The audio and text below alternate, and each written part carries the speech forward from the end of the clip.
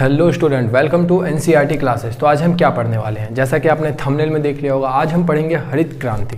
Chapter 2 का topic है ये कृषि के अंदर है ये टॉपिक। तो पढ़ते हैं क्या है इसमें।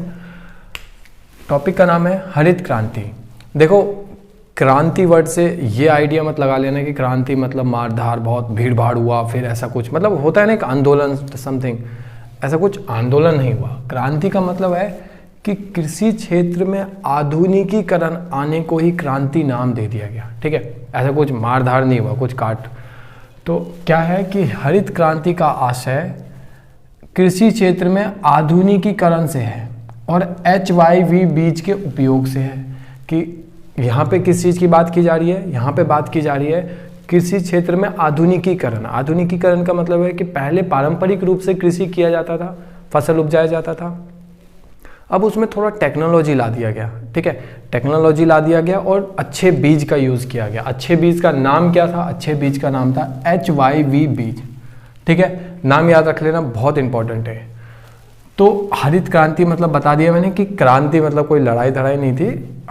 कृषि क्षेत्र में जो आधुनिकीकरण आया ना बहुत जोरों शोरों से, उसको ऐसा क्रांति नाम दे दिया गया क्योंकि वो बहुत प्रॉफिटेबल था। ठीक है, कैसे प्रॉफिटेबल था वो देखेंगे हम। कि हरित क्रांति का पहला चरण अभी 2 चरण में आया था। पहला चरण क्या था? 1965 से 75 और दूसरा चरण 75 से 85 के लगभग हुआ। लगभग मैंने इसलिए रखा है क्योंकि बुक में मध्य दे रखा है, इनके बुक में ये दे रखा है, लेकिन कई जगह ऐसी है जहाँ पे ये ना दे के 90s तक की बात की गई। जैसे 85 पे ख़त्म है ना, तो वो 92 तक भी दिया गया, तो इसलिए मैंने लगभग लिख दिया है कि अप्रॉक्स में ये है। ठीक है, अब इसके लाभ क्या हुए? 2 चरण में हुआ ये, एक टाइम पे ऐसे हुआ और दूसरे चरण में ऐसे हुआ हरित क्रांति। इसके लाभ क्या थे? लाभ बहुत सही थे। हरित क्रांति ने कृषि क्षेत्र को आत्मनिर्भर बनाया। आत्मनिर्भर भारत जिसे हम कहते हैं ना, आजकल एक मुहिम चली हुई है आत्मनिर्भर भारत। तो हरित क्रांति ने कृषि क्षेत्र को आत्मनिर्भर बनाया। ठीक है, आपने मतलब इंडिपेंडेंट बनाया। हमें किसी पे डिपेंड रहने की अब कोई ज़रूरत थी नहीं। पहले हम किस पे? USA पे डिपेंड रहते थे ना, तो वो अब ज़रूरत हट गई। आधुनिक उपकरणों में के उपयोग से पैदावार अधिक हुई। आधुनिक उपक्रम यूज़ किया गया। आधुनिक मतलब होता है कि लेटेस्ट टेक्नोलॉजी।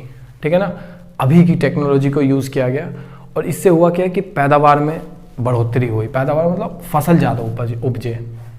तो आधुनिक चीज़ें जब उपयोग करोगे, एक तो बीज तुम्हारे अच्छे थे, ऊपर से तुमने आधुनिक चीज़ें उपयोग की, फसल करने का जो पारंपरिक तरीका था उसमें थोड़ा सा आधुनिकीकरण लाया। तो जब इतनी अच्छी चीज़ें होगी तो पैदावार भी अच्छी होगी, है ना। किसानों द्वारा अपने उपयोग के लिए अनाज निकालकर शेष अनाज को बाजार में बेचा गया। पहले क्या होता था ना कि पारंपरिक रूप से फसल उपजाया जाता था, तो किसान इतना ही उपजा पाता था ज़्यादा से ज़्यादा कि वो खुद का अपना भरण पोषण कर ले, या फिर अगर बाजार में बेचे भी तो बहुत कम मात्रा में, मतलब मेनली सारा पार्ट वो खुद ही खा रहा है, बाजार में बहुत रेयर ही बेच रहा है। अब क्या हुआ? अब इतना ज़्यादा अनाज मिलने लगा था, या इतना अनाज होने लगा था कि उसको अपने उपयोग में अनाज निकालकर शेष को बाजार में बेचा गया। शेष को बाजार में वो बेच देते। शेष मतलब बचा हुआ। आदमी अगर 2000 रुपये कमाता है तो उसमें से थोड़ा सा अपने लिए निकाल के बाकी पैसे को इन्वेस्ट कर देता है मार्केट में, है ना। 2000 में मेरा जो यूज़ हो जाएगा, हालांकि 2000 ही नहीं कमाता, मैं एक एग्जांपल दे रहा था। तो शेष मतलब जो बच गया, अपने लिए निकाल के जो अनाज बच गया उसको बाज़ार में बेच देता था। अब ये जो बाज़ार में बेका है ना अनाज, इस बाज़ार में बेके हुए को जिसे विपणन अधिशेष कहते हैं। कौन सा होता है विपणन अधिशेष? विपणन अधिशेष होता है जो अनाज खुद निकाल के बच गया, वो अनाज बाज़ार में बेचने के लिए बचाया वो, क्योंकि अपने यूज के लिए तो उसने निकाल लिया। तो जो बचा हुआ अनाज है ना, शेष, जो शेष बच गया है, वो कहलाएगा विपणन अधिशेष। ठीक है, अधिशेष का मतलब वैसे भी होता है कि जो बच गया। ठीक है, और विपणन का मतलब होता है बाजार। तो वो अनाज जो बाजार के लिए बच गया, अब अपने यूज में तो निकाल लिया हमने, अब बाजार के लिए। क्या है नेक्स्ट कि अधिक उत्पादन के कारण खाद्यान्न के मूल्य सस्ते हुए। अब देखो, कोई भी चीज़ ज़्यादा अगर मात्रा में उत्पादन होता है उसका, तो कहीं ना कहीं उसके रेट सस्ते हो जाते हैं।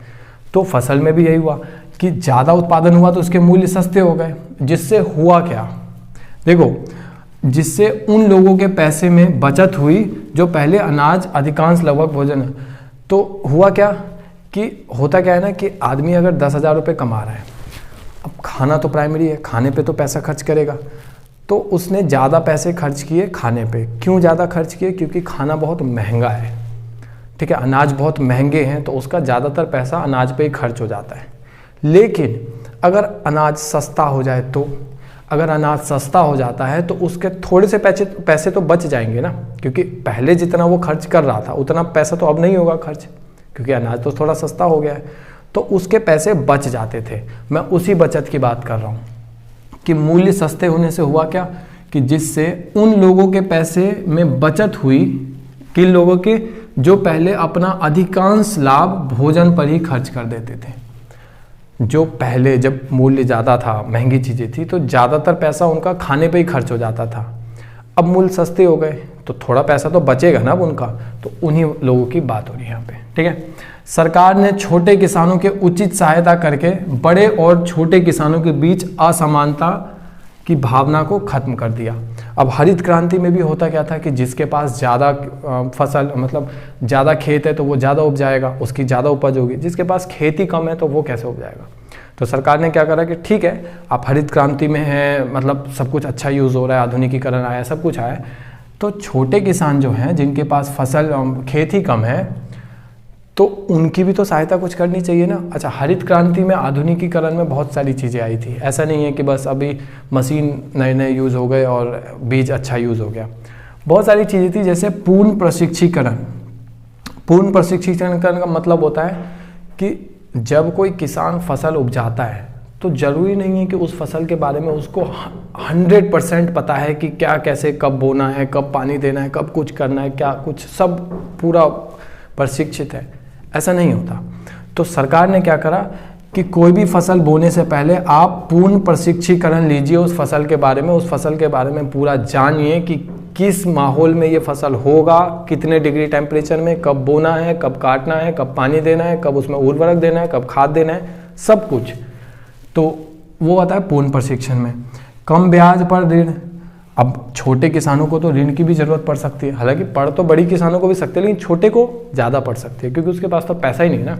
तो उनको कम ब्याज पे ऋण दिया गया, उधार दिया गया पैसा कि आप लीजिए, आप आराम से लौटाइए। कीटनाशक की उपलब्धता। अब कई जगह क्या होता है ना कि पहले की बात बता रहा हूँ, अब तो मिल जाता है मार्केट में। पहले क्या होता था ना कि अब उर्वरक टाइम पे मिलता नहीं था, क्योंकि बाज़ार में ना, हम तो शहर वगैरह में रहते हैं जहाँ पे ऐसे खेती नहीं होती है, दिल्ली वगैरह में तो बहुत कम देखने को मिलता है।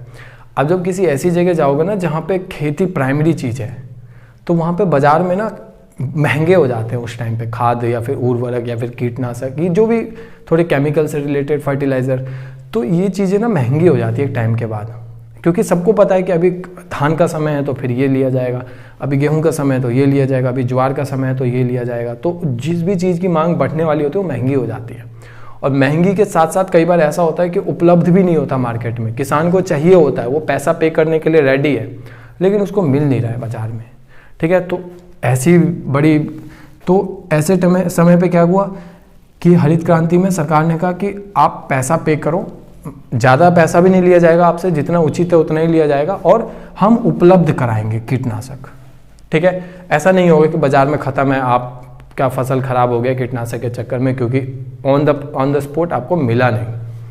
तो यही था हरित क्रांति में, और उम्मीद करता हूँ आपको अच्छे से समझ आया होगा। अगर नहीं आया तो कमेंट सेक्शन में पूछिए, मैं नेक्स्ट टाइम जब भी वीडियो बनाऊंगा तो आपके वो डाउट क्लियर कर दूंगा।